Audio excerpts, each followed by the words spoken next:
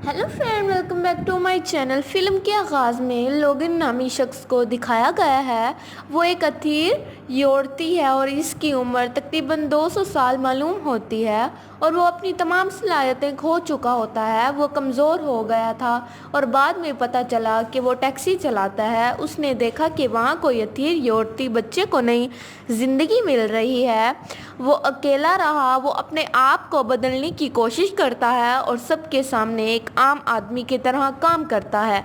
एक दिन टैक्सी चलाते हुए वो कुछ लोगों को कब्रिस्तान ले गया और वहाँ कुछ पीने लगता है। इस दौरान एक खातून नर्स इसके पास आती है और कहती है, मैं तुमसे कुछ कहना चाहती हूँ। लोगन इसे नज़रअंदाज करता है और अपनी टैक्सी चलाता रहता है।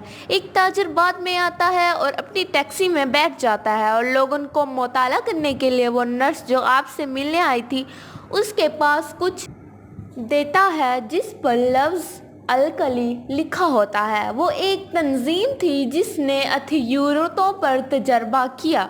लोगन को वहाँ भी तजर्बात का निशाना बयान किया गया। वो अपने घर लौट जाता है। दो रैथों के साथ रहता है। एक अथैरो जो भी अथैरो के आसपास फैसला कर सकता है। ये इसके इर्द गिर्द किसी भी अथीरों की निशानदाही करता है। उसका मकाम दूसरा काफ़ी बूढ़ा था, व्हील चेयर पर था और सेहत ख़राब थी। कुछ अरसे बाद इसे दवाई की ज़रूरत हो गई। लोगन एक दिन उसे दो देना भूल जाता है।